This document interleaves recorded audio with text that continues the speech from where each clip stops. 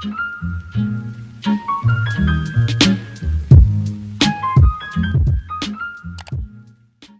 everyone! So it's me again, Cherry May, and welcome back again dito sa aking YouTube channel. Ayan, so for today's video is gagawa po ako ng isang tutorial na hindi pa alam ng iba. Ayan, so hindi na natin ito papatagalin, so magsimula na po tayo. So unang-una, pumunta lang po tayo dito sa ating FB Lite or Facebook Lite.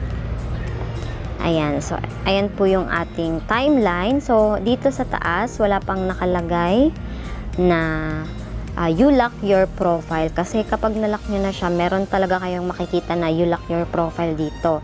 So ang gagawin natin is click natin itong arrow dito sa left side sa taas. Ayan, and then scroll down po natin siya pababa. Ayan, so hanapin po natin yung language. So, ayan na yung language. So, pipindutin po natin siya. Ayan. So, dito sa taas, as you can see, mababasa pa po natin yung ibang languages. So, dito, pagdating natin sa bandang baba, is hindi na natin siya nababasa and hindi na familiar sa atin. Pero, yung iba familiar naman, may Korean, Chinese, at saka Thailand. So, parang ito lang yung familiar sa akin. So, ang ginawa ko pong palatandaan, pagdating dito sa baba, ayan. So, eto, ayan. So, kapag nakita nyo yan, parang Thailand language. Ayan. So, ang kasunod niyan, yan po ang kailangan nating pindutin. So, pindutin po natin siya. Ayan ha, tandaan nyo po ha.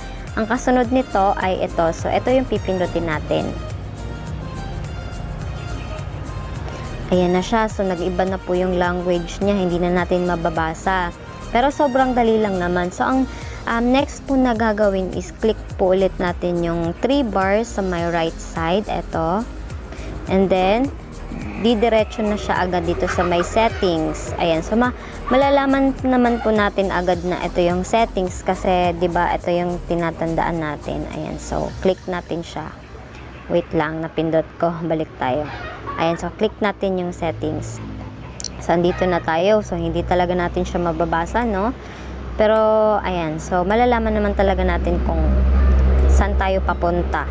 Ayan. So, dito, pagdating nyo dito, scroll down nyo lang siya.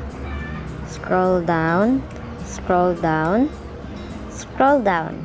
So, ito na siya, diba? Familiarize sa atin yung padlock na di susi. Ayan. So, parang may susi siya dito sa gitna. Ayan. So, ito lang yung pipindutin po natin. So, kailangan po natin siyang pindutin. Ito po. So, click natin siya. Ayan. Ayan na siya. So, nakalagay dito sa block. Diba, naka-unlock siya. So, pindutin lang po natin yan. Ayan na. So, next, scroll down and then click po natin itong pinakababa na blue. Blue color. So, click. Ayan. And then, click po natin yung ating, click po natin yung blue. Chiren. Ayan, so, refresh. And then, balik tayo sa, click natin yung arrow sa my left side, dito sa taas. Click, click, click. Ayan, so, nandito na tayo. So, ang next po is, punta po ulit tayo sa language. Ayan, so, ito na yung language. So, click po natin yung language. And then, scroll up. Scroll up. Scroll up. Scroll up. And ito na yung English. So, set na natin siya sa English language. Taran! Ayan, so, bumalik na siya sa dati. So, ang gagawin natin is click natin yung ating profile picture. Ayan, then, refresh natin siya para bumalik na yung English language. Refresh. Taran! So, ayan na siya.